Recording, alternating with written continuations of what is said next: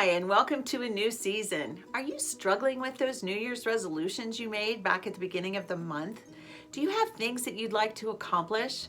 Well, today I have 5 tips to help you get going and achieve those goals. If you're new here, welcome. My name's Karen, and a new season is all about change and accomplishing new things. If you like makeup tutorials, gardening, book and eco-friendly product reviews, tips for budget-friendly retired living, all tailored toward the mature woman, you're in the right place.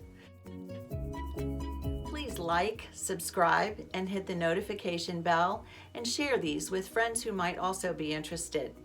Now let's talk about making goals that you will achieve. Earlier this month, I was thinking about what I'd like to change in 2022.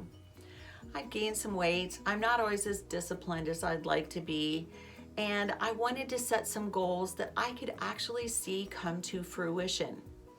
Fortunately, I was watching a YouTuber that I really enjoy. Her name is Justine Lecon. She's French, and she's a YouTube creator and a fashion designer. I'll link her video below.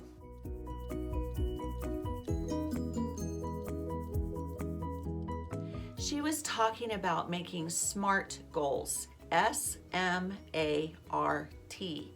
And that's what I want to start this video with today, because when she talked about this, she really got my attention. She said that for goals to be realistic, they have to be specific, measurable, achievable, reasonable, and time-bound.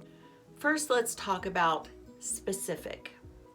If you say, I want to lose weight, what does that really mean? But if you say, I want to reduce my body fat percentage ratio, now you have a specific goal. The next criteria is measurable. So let's say you have a 28% body fat ratio, and you want to decrease that down to 26% so that you're within normal limits. You know exactly, in fact, you have a measurement of how much you want to reduce your body percentage rate. Then you ask, the third thing, is this achievable? Do you have the tools that you need to accomplish that? So the next thing is your goal reasonable? That's the R. Is 2% a little too much to bite off? How many pounds might that be? Would 1% be a better goal? Or are you really ready to do this, and do you want to set your sight on 3%? You need to weigh all the factors and decide what's reasonable for you. Okay, now you have your specific, measurable, achievable, reasonable goal. The last criteria is time-bound. When do you want to hit this goal? Now you need to set a deadline. So that's basically the process you would go through to set a SMART goal, but that's not what I promised you in this video. I promised you 5 tips that would help you accomplish your goals. So here we go with tip number 1, and it's called habit stacking. Habit stacking is taking something that you already do on a consistent basis and stacking your new goal on top of it. So for example, let's say that every night before you go to bed, you brush your teeth. And your goal is that every night before you go to bed, you want to do a beauty routine of some kind. You want to do some skincare. Okay. So you already have the toothbrushing set in place. And so now you're going to stack your beauty routine before bed, along with the toothbrushing habit you already have. You would probably put your beauty routine items close to where your toothbrush and toothpaste are. You might even want to put a sticker on your mirror to remind yourself. I guess they tell us it takes about 28 days to form a new habit.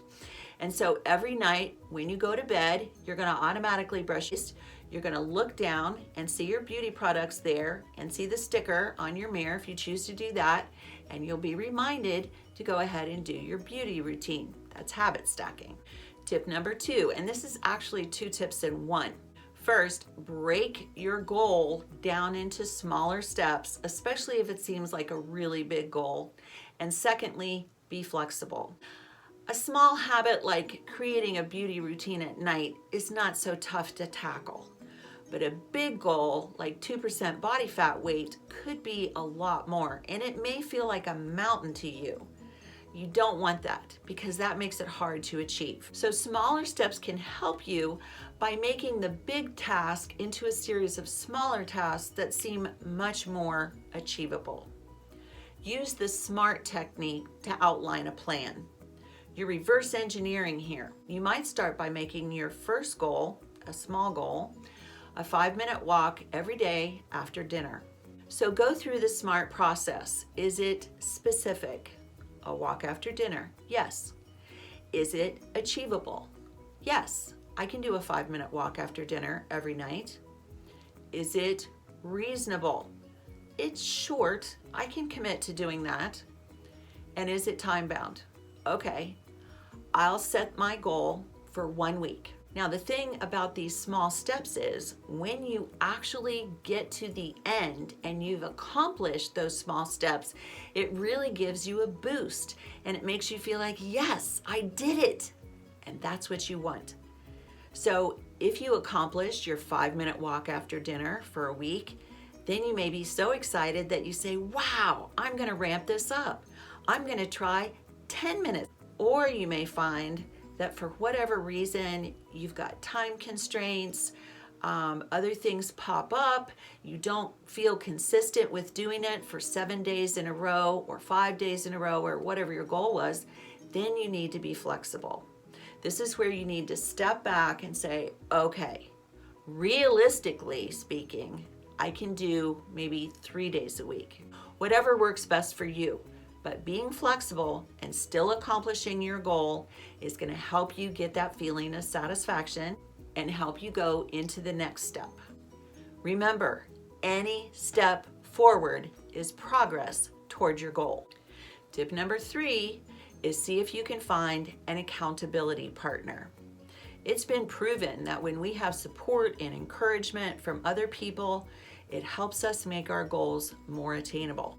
Is there someone who can check in with you, give you a text, give you a call, just ask you, did you accomplish your goal for today?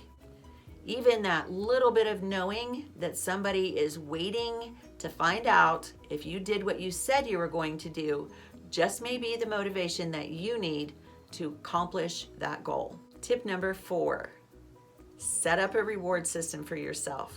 What is it that motivates you? What would make you want to accomplish the small step that you're aiming for? If I declutter my bedroom, for example, then I might want to reward myself with a 30-minute soak in the tub with my favorite essential oils, maybe some bath salts, a candle, a good book. You know, every time we pamper ourselves and take time to congratulate ourselves, we're nourishing ourselves, body, mind, and spirit. And I don't know about you, but there are days when I get so caught up in my to-do list, in fact, most of the time, that I forget that I need to take care of myself. My 5th and final tip is think about your future self. Think about your future self looking back on the self that you are right now and saying, thank you. Thank you for taking those small steps that led to me losing weight. Thank you for decluttering the bedroom and making it into a place that I just love to be in. Thank you for working in the yard and planting flowers and making a beautiful place that I can look out on when I sit on my patio or my porch or my deck. Whether it's improving your health, your appearance, spending more time with your family, decluttering your home, whatever it is, you will have things that you can look back on and feel so proud of. I hope that these tips have been practical and helpful and that you can use them to help achieve the goals that you've set for yourself in 2022. Thank you so much for being here with me, and I hope to see you in my next video. Live the life you dream of. Bye.